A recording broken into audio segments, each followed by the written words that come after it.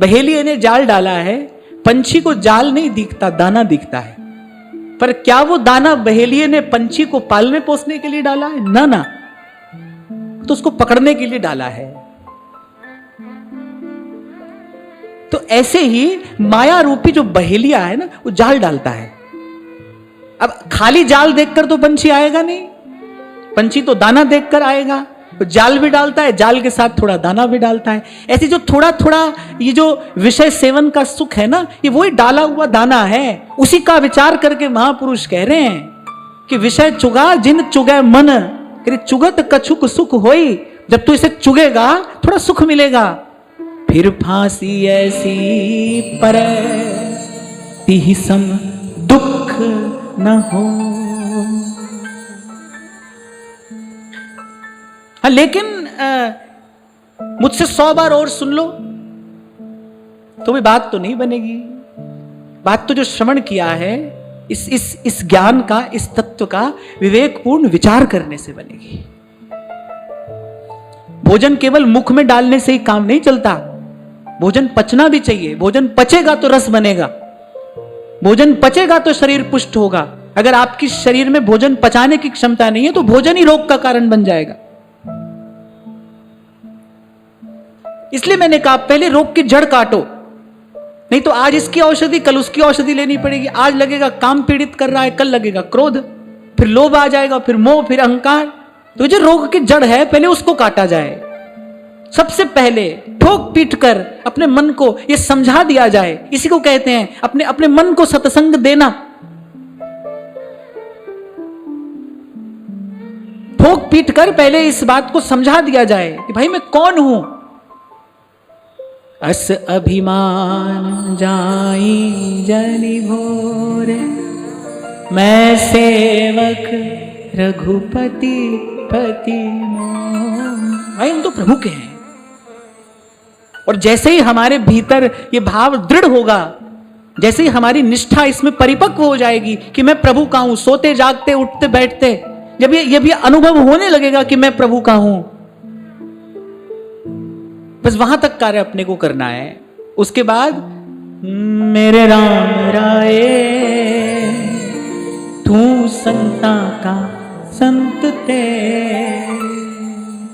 जो तेरे रंग राते स्वामी, जन्म मरण दुख नासा तीन का, जन्म मरण दुख नासा। सिद्धार्थ गुरु साहब यहां वाणी में भी कहते कि अनेक जन्म बिछड़े दुख पाया और मनमुख कर्म करे हंकारी। कह रहे मिथ्या अहंकार में पड़कर मनमानी चाल से चले, प्रभु आपसे बिछड़े भी रहे और बहुत दुख पाया। अनेक जन्म बिछड़े दुख पाया, मनमुख कर्म किए, मनमाना आचरण किया। और वो सब मनमाना आचरण किससे प्रेरित था? कह रहे मिथ्या अहंकार से। यहां मैं मान प्रतिष्ठा आदि की बात नहीं कर रहा, उससे पहले एक और अहंकार है, उससे पहले एक और अभिमान जिसको देहाभिमान कहते हैं, यहां उसकी बात हो रही है। देहाभिमान। फिर इसकी औषधि बताते हैं। अनेक जन्म बिछड़े दुख पाया, मन मुख कर्म करे हंकारी, साधु पर सत ही सुख पाया, गोविंद शरण तुम्हारी, गोविंद शरण तुम्हारी, गोविंद शरण तुम्हारी। साधु पर सत ही सुख पाया। और ना कर पाओ, ऐसी दृढ़ता ना हो, ऐसी योग्यता ना हो, तो भी महापुरुष कह रहे हैं, कह रहे सकहीं तो सब पर पंच तज। अगर ये ना हो सके तो कह रहे फिर कम से कम इतना तो कर, कृष्ण कृष्ण गोविंद ये तो कहता रहे। 2 दिन पहले हम बात कर रहे थे ना भाई, सकाम ही तो फिर कभी निष्काम हो जाता है। पर जो जहां से आज बात हमने आरंभ की ना, कि मूल से जुड़े रहना है। महापुरुषों ने बिल्कुल स्पष्ट निर्देश किया है कि भाई वो मूल वस्तु क्या है, वो सत्य वस्तु क्या है, सनातन सत्य क्या है, उसमें हमको भ्रम नहीं करना है। अन्य देव देवी सकल और चलत पुंज सी खोए, चलत पुंज सी खोए रोए झक द्यौस गमावत। अपने जीवन में वो भ्रम नहीं आने देना है भाई। अब जो सुख दुख कहना है वो कहना प्रभु से ही है, जो सत्य स्वरूप है। संतों की वाणी इसलिए प्रिय है क्योंकि भाई जो शास्त्र पुराण आदि की बात जो बड़े क्लिष्ट प्रकार से कही गई है, संत उसी को सहज सुगम करके आपको मुझे बता रहे हैं। व्यास जी जब कहते हैं ना राधा वल्लभ ध्याय के और ध्यायिए कौन, तो ये श्रीमद् भागवत का प्रथम और अंतिम सिद्धांत है। व्यास ही देत बने नहीं बरी बरी प्रतिलो।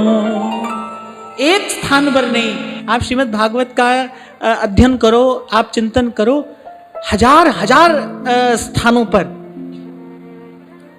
सहस्रों जगह श्रीमद् भागवत में भगवान वेद व्यास ने, भगवान श्री सुखदेव जी ने ये संकेत किया है भाई त्रिगुण से न्यारा कोई नित्य सत्य तत्व है। उसी का भजन जीव को आवागमन के द्वंद्व से छुड़ा सकता है, उसी का भजन जीव को मुक्त कर सकता है, उसी का भजन जीव को शुद्ध बुद्ध कर सकता है। वो कौन है? कृष्णस्तु भगवान स्वयं। आज असल में क्या है ना, ऐसी स्थिति हो गई कि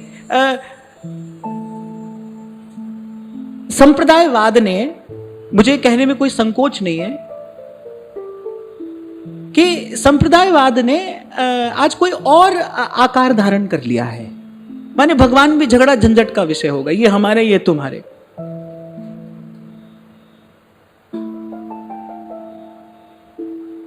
अहम श्रेष्ठ हम, भाई हम ही बड़े हैं, हमारी बात ही सबसे बड़ी है।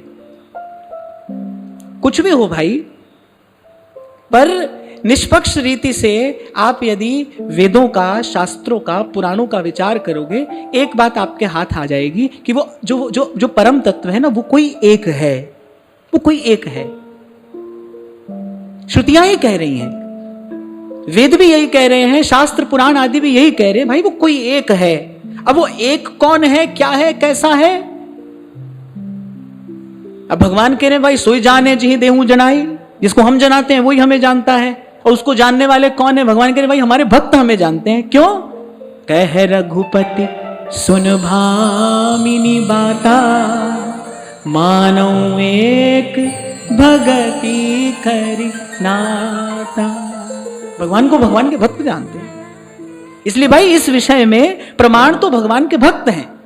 भगवान के भक्त जो कह रहे हैं वही अंतिम प्रमाण है। तो व्यास जी की वाणी जो है वो वेद वाणी के समान प्रमाणिक है। व्यास जी जो कह रहे हैं वो अंतिम बात है। सब तज भजिए श्याम को, श्रुति स्मृति को सा। फिर आगे बड़ी और सुंदर बात कहते हैं, राधा वल्लभ परम धन, व्यास ही फब गई लूट। खर्चत हूं निघटे नहीं, भरे भंडार अखूट। ये जो संसार का सुख निंदनीय है, त्याज्य है, हेय है, क्यों है? आप ही बताओ।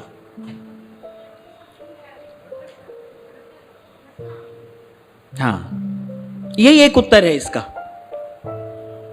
कि वो क्षीण होता है, घटता है, घटते घटते मिट जाता है। इसीलिए मैं आपको कहता हूं ना भाई, यहां का तो दुख भी दुख है, यहां का तो सुख भी दुख है। वो दुख छोड़ के चला जाता है। संसार का जो सुख है वो क्या है? वो दुख छोड़ के चला जाता है। यानी कि वो भी दुख के रूप में आया हुआ है, वो भी दुख ही है। और हम ऐसी वस्तु खोज रहे हैं, मैं हूं, आप हो, कोई भी हो, हम ऐसी वस्तु खोज रहे हैं, हम ऐसा सुख खोज रहे हैं, जीव ऐसा आनंद खोज रहा है भाई जो घटे नहीं। यही तो एक बात है। इसको मैं हिंदी में कहूं, अंग्रेजी में कहूं, संस्कृत में कहूं, फ्रेंच में कहूं, जर्मन में कहूं, किसी भी भाषा में कहूं, बात तो अंतिम एक है ना। इस संसार में जो कोई है वो कोई ऐसी प्रसन्नता, ऐसा आनंद ही तो खोज रहा है जो घटे नहीं कभी। जो कर रहा है वो इसीलिए तो कर रहा है। जीव मात्र आनंद ही तो चाहता है, और आनंद चाहता है माने अपने घर पहुंचना चाहता है, क्योंकि वही उसका विशुद्ध स्वरूप है, वही उसका सच्चा स्वरूप है। चेतन अमल सहज सुख राशि। तो यहां व्यास जी कह रहे भाई हमको मिल गया है कोई ऐसा धन, हमको मिल गया है कोई ऐसा सुख, खर्चत हूं निघटे नहीं। बोले ऐसा नहीं कि नहीं घटता है, बोले खर्चने पर भी नहीं घटता है। भरे भंडार अखू। व्यास जी की वाणी इसलिए इतनी सुंदर, इतनी मधुर और मुझे इतनी प्रिय है क्योंकि विशुद्ध भक्ति सिद्धांत की प्रतिष्ठा करती है। विशुद्ध भक्ति सिद्धांत। देखो ज्ञान की भी कितनी भी बात कर लो, ज्ञान की बात भी कितनी ही कर लो, कर्म कांड की भी कितनी चर्चा कर लो, माने ऐसा करने से ऐसा मिलेगा, ऐसा करने से ऐसा मिलेगा, पर महाप्रभु जी बिल्कुल ठीक कहते हैं, वृथा श्रुति कथा श्रमो। अंत में मन थक जाता है। एक बार किसी भावुक भक्त ने एक ब्रह्मज्ञानी महात्मा से पूछा, बोले महाराज ये जो वेदों की श्रुतियां हैं, ये जो बड़ी बड़ी बात आप लोग कहते हैं, सुनाते हैं, बोले ठीक है, अच्छा है, आप कहते हैं तो अच्छा ही होगा, लेकिन इसमें रस नहीं है, मैंने मन इसमें भाव में भीगता नहीं है। तो पीछे एक ब्रजवासी मैया बैठी थी, उसने कहा बोले कहां से आएगो रस? बोले रस तो सबरो ब्रिज की गोपीन ने चुराए लियो, इनमें रस कहां से आ जाएगो? हमारे श्री रसिक पद रेणु जी महाराज सुनाया करते थे, वो कहते थे कि भाई वेदों की ये बात बड़ी, हम कहां गंवारे न जाने। हम तो इतनी बात जानते हैं, वृंदावन की कुंजन जोरी बरसत सुरस अगाध, और इनकी प्रीत रीत जो जाने सोई साचो साध। कोई ये समझे ना समझे, हमको इतनी समझ भली है, ठाकुर हमरे नंद लला है, ठकुरानी वृषभानु लली है। जीव को आधार चाहिए भाई, किसी का आधार चाहिए। तो फिर भगवान ने भी कहा कि मानव एक भगति कर नाता।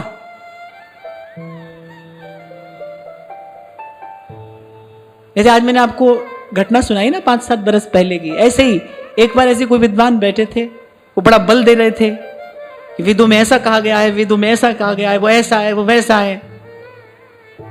तो मैंने कहा दूर से देखो तो जो आप कह रहे हो ऐसा ही है। वेद तो बहुत दूर से देख रहे हैं ना, वेद तो बहुत दूर से देख रहे हैं। हमारे यहां के रसिक यही तो कह रहे हैं भाई, निगम ब्रह्म परसत नहीं, जो रस सबते दूर, सबते दूर। वृंदावन शतलीला में आप नित्य ही तो पढ़ते हो, श्रीपति श्रीमुख कमल कहो, नारद सो समझाई, और वृंदावन रस सबनते राख्यो दूर दुराई। सबसे दूर छिपा कर रखा गया। तो दूर से देखो तो भाई ऐसा ही है। ब्रह्मज्ञानी क्या कहता है? ब्रह्मज्ञानी ब्रह्म ज्योति की बात करता है, ज्योति स्वरूप है। दूर से देखो तो ज्योति स्वरूप ही है, कोई झूठी बात थोड़ी है, ये भी सच है। इसलिए तो मैंने कहा जो सगुण भी है, जो निर्गुण भी है, और जो निर्गुण सगुण दोनों से न्यारा भी है, उससे विलक्षण भी है।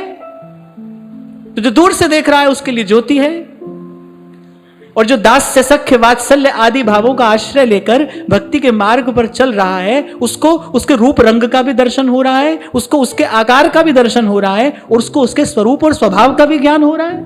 जो पास जाकर देखेगा उसी को खबर पड़ेगी ना भाई, हाँ इसका कुछ आकार भी है। बहुत दूर से देखो, अब एक बहुत बड़ा हीरा धूप में चमक रहा हो तो दूर से क्या दिखाई पड़ेगा? चमकती हुई कोई चीज ही तो दिखाई पड़ेगी। तो कोई बहुत दूर से देखे तो ऐसे चमकता हुआ कुछ है, माने प्रकाशमान है, आनंद स्वरूप है, कोई ज्योति स्वरूप है। दूर से देखो तो ऐसा ही दिखाई पड़ता है, पास जाकर देखोगे तो दिखाई पड़ेगा। जब बहुत निकट जाकर कोई देखता है ना गुरु की कृपा से, तब दिखाई पड़ता है। छीन ले हंस के सबका ये मन, सखीरी मेरो राज राधारमन, छीन ले हंस के सबका ये मन, सखी मेरो राधारमन। बहुत निकट से देखने वाला ही तो कह सकता है।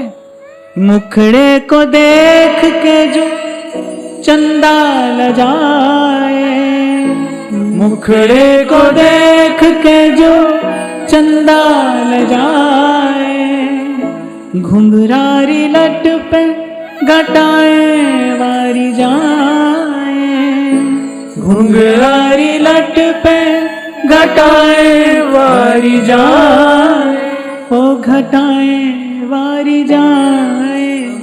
और भाई मैं तो कहता हूं ये जितना कहना सुनना हो रहा है ना यहाँ, ये भी तभी तक हो रहा है जब तक एक झलक मिली नहीं। उसके बाद तो व्यास जी कहते हैं वृंदावन रस मोय भावे हो, फिर तो कहते हैं वेद पुराण।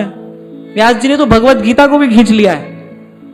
वो तो कह रहे हैं वेद पुराण और भारत भाखे, सो मोहे कछु ना सुहावे हो, वृंदावन रस मोहे भावे हो।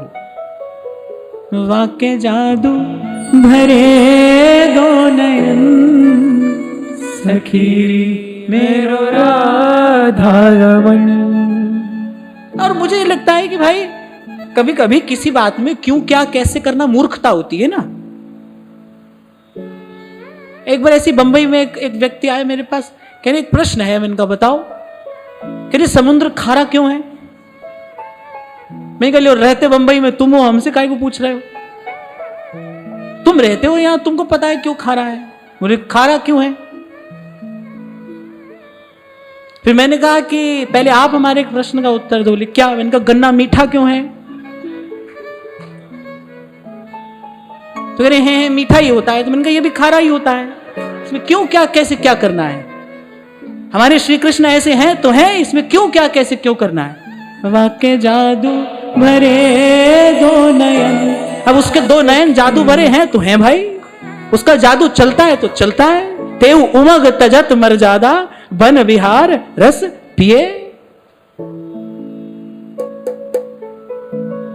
राधा बिजुरी के साथ शाम घन, सखी मेरो राधारमन।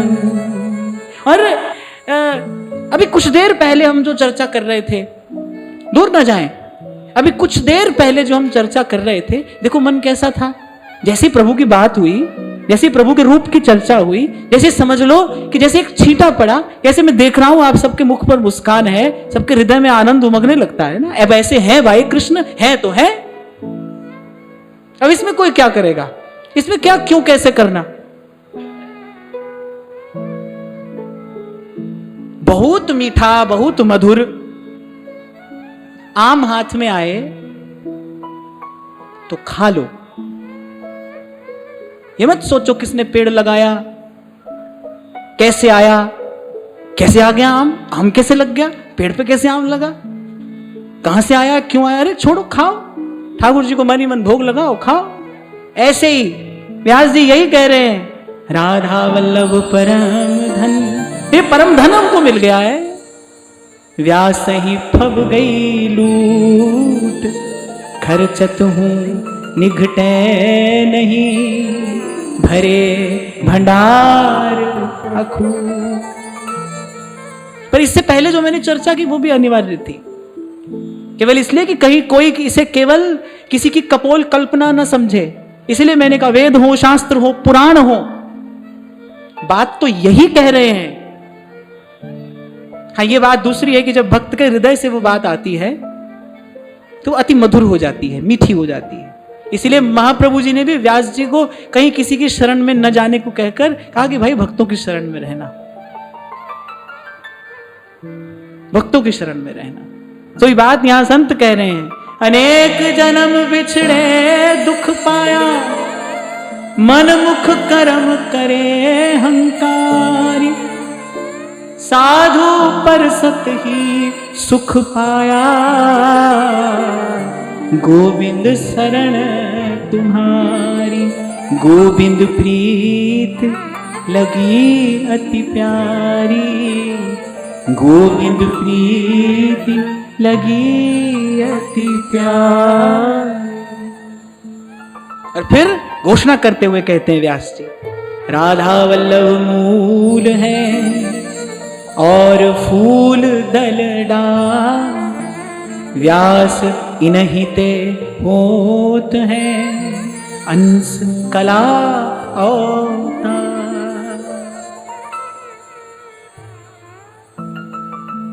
इसलिए आरंभ में ही आज मैंने आपको निवेदन किया था, भाई कहते सुनते तो हम बहुत बार रहे इन बातों को, पर आज कहें कथा और अर्थ विचारें, आज इसका अर्थ विचारा जाए। राधा वल्लभ मूल हैं और फूल दल डार, और व्यास इन्हीं ते होत हैं अंश कला अवतार। अब आज जो चर्चा आपने मैंने श्रवण की, इस चर्चा का प्रसाद, इस चर्चा का फल हमारे जीवन में क्या हो? इस चर्चा का फल ये हो कि भाई सब ओर से मन सिमट कर उस सत्य नित्य वस्तु के चरणों में लग जाए।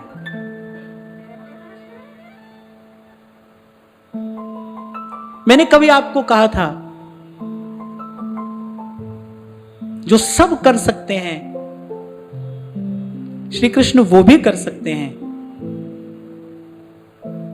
जो कोई नहीं कर सकता श्री कृष्ण वो भी कर सकते हैं, और जो सब मिलकर भी नहीं कर सकते श्री कृष्ण वो भी कर सकते हैं। इसलिए उसका नाम है कर तुम मगर तुम अन्यथा कर तुम। जो किया जा सकता है वो भी कर सकते हैं, जो नहीं हो सकता है वो भी कर सकते हैं। अर्जुन ने आवेश में आकर ले ली प्रतिज्ञा कि अगर कल सांझ से पहले मैं नहीं मार सका जयद्रथ को तो अग्नि स्नान कर लूंगा। अब जयद्रथ को एक दिन के लिए छुपा के रखना कौन सी बड़ी बात थी? कौरवों ने सब इंतजाम कर लिया। अरे वो तो ऐसे थे कि चिता का निर्माण पहले से किए ही बैठे थे, बोले जयद्रथ को तो हम सांझ तक छुपा ही लेंगे, ये थी कौन सी बड़ी बात है। ठाकुर जी ने भी कहा अर्जुन से क्या कर लिया, तो ये क्या बोल दिया तुमने। लेकिन अर्जुन बहुत बड़ी पीड़ा में थे, अभिमन्यु का वध हुआ था, बहुत पीड़ा थी, और वो क्षत्रिय है, क्षत्रिय का तेज ऐसा ही होता है। ले ली प्रतिज्ञा कि भाई सूरज डूबने से पहले, सूर्यास्त से पूर्व अगर नहीं मारा मैंने जयद्रथ को तो मैं अग्नि स्नान कर जाऊंगा। अब कौरवों को लगा ये तो भाई कुछ करना भी नहीं पड़ा, ले युद्ध जीत गए, बैठे बैठाए जीत गए। अब हो गया, सब काम हो गया। अब जब अर्जुन ने गांडीव छोड़ा और जब जा रहे हैं चिता की ओर, तो जाते जाते अंतिम बार ठाकुर जी की ओर देखा। अब ऐसा लगा मानो श्री कृष्ण कह रहे हो काय को हमसे बिना पूछे इतनी बड़ी बात बोली, पूछ लेते हमसे, क्यों नहीं पूछा, अब जाओ। अब देखो ऐसे भक्त जो हैं वो भगवान का आनंद लेते हैं, भगवान भक्तों का आनंद लेते हैं।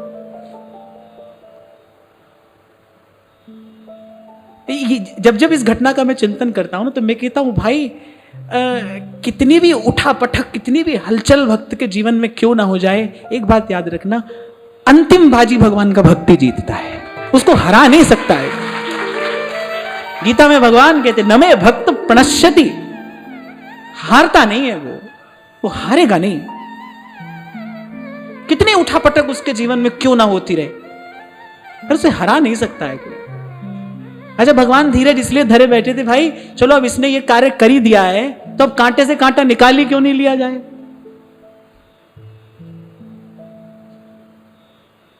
सूर्यास्त हुआ थोड़ी था, सूर्यास्त नहीं हुआ था, सूर्यास्त तो जयद्रथ के वध के पश्चात हुआ। पहले ही जिनकी मात्र भ्रिकुटी के भय से सागर सब तो उबलते देखा, एक संकेत किया श्री कृष्ण ने सूर्य नारायण को। सूर्य नारायण ने कहा प्रभु जो आज्ञा, हम तो आपकी आज्ञा में, हम तो आपके सेवक हैं, जब कहो उदय हो जाए, जब कहो अस्त हो जाए। सूर्यास्त का दृश्य उपस्थित हो गया, अर्जुन जाने लगे। और वो जो शकुनी था उसने जयद्रथ से चिल्ला चिल्ला कर कहा सिंधुराज आ जाइए, आ जाइए, आप भी आनंद लीजिए। ठाकुर जी ने कहा हम भी आनंद लेने के लिए बैठे हैं, देखो कौन आनंद लेता है। आ गया और कहते जब जयद्रथ आया, अर्जुन के नेत्र नम हैं, और जब पीछे मुड़कर देखा तो श्री कृष्ण मंद मंद मुस्कुराते मानो यही कह रहे हैं जिसके सिर ऊपर तू स्वामी,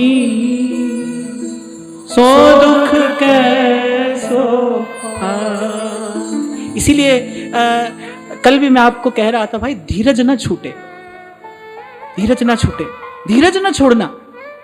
मैं कह रहा हूं कितनी भी हलचल, कितनी भी उठापटक जीवन में क्यों ना हो जाए, पर इनका भक्त हारेगा नहीं।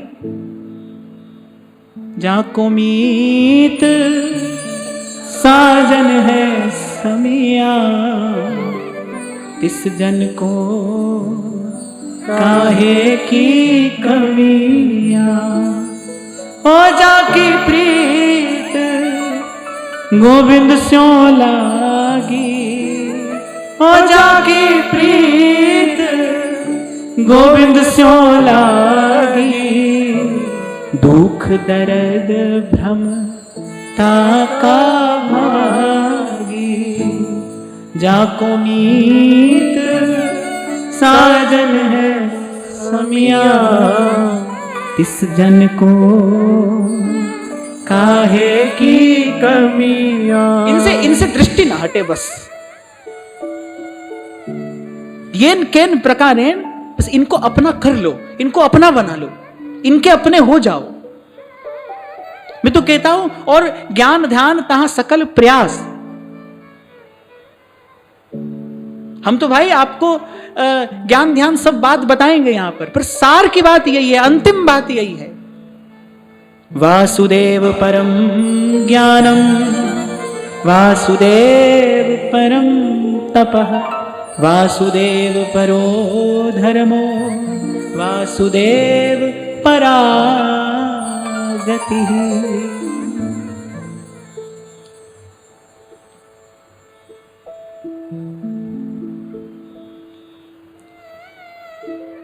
अच्छा, बाद में अर्जुन ने यह भी कहा, बोले इतना हमको क्यों सताया तुमने?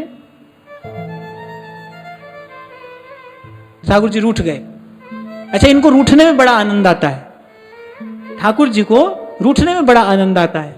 क्यों? क्योंकि जब रूठे हुए प्रभु को भक्त मनाते हैं ना, ठाकुर जी को रूठने में आनंद आता है। क्यों आता है? क्योंकि जब भक्त प्रभु को मनाते हैं तो इस रूठने मनाने की लीला में सारा संसार आनंदित हो जाता है, सारी सृष्टि को आनंद होता है। ठाकुर जी रूठ गए। क्यों रूठ गए? अर्जुन से कहने लगे, एक क्षण के लिए भी तुमने ऐसे सोचा कैसे कि तुम्हारा अहित हो जाएगा? एक क्षण के लिए भी तुमने ऐसा क्यों सोचा कि कैसे सोचा कि तुम्हारा अहित हो जाएगा? भरोसा डगमगाए नहीं भाई, अटल विश्वास, जिसका आश्रय लेकर मीरा एक क्षण भी विचार नहीं करती, पी जाती है विष का प्याला। और उस दिन हम चर्चा कर रहे थे ना भाई, विष तो विषय था। मीरा के हृदय की वो जो भक्ति है, मीरा के हृदय में जो वो प्रेमामृत उमड़ता है, उसके बल पर मीरा पचा गई, वो पचा गई। तो ऐसे ही प्रभु के स्वरूप और स्वभाव का स्मरण बना रहे, यही जीवन का अमृत है। अमृतत्व क्या है? नारद जी भक्ति सूत्र में कहते हैं, अमृत स्वरूपाच, भक्ति अमृत स्वरूपिणी है। क्या है अमृत? अरे प्रभु का स्वरूप और जो स्वभाव है ना, बस उसका स्मरण, उसका चिंतन, यही इस जीवन का अमृतत्व है। शायद कुछ दिन पहले भी हमने चर्चा की थी कि गंगा जल की पवित्रता का कारण क्या है? क्यों गंगा का जल कभी विकृत नहीं होता? क्योंकि गंगा के जल को सदा नारायण के चरण कमलों की स्मृति बनी रहती है। जिसके जीवन में भगवत स्मरण बना रहेगा, उसका जीवन कभी विकृत नहीं हो सकता, उसके जीवन में कभी विकार नहीं आ सकता, जिसके जीवन में भगवत स्मरण बना है।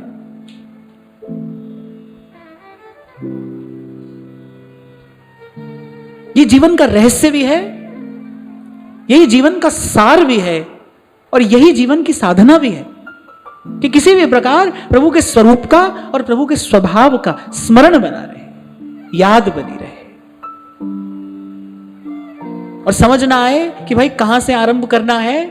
तो कृष्ण जिनका नाम है, गोकुल जिनका धाम है, ऐसे श्री भगवान को बारंबार प्रणाम है।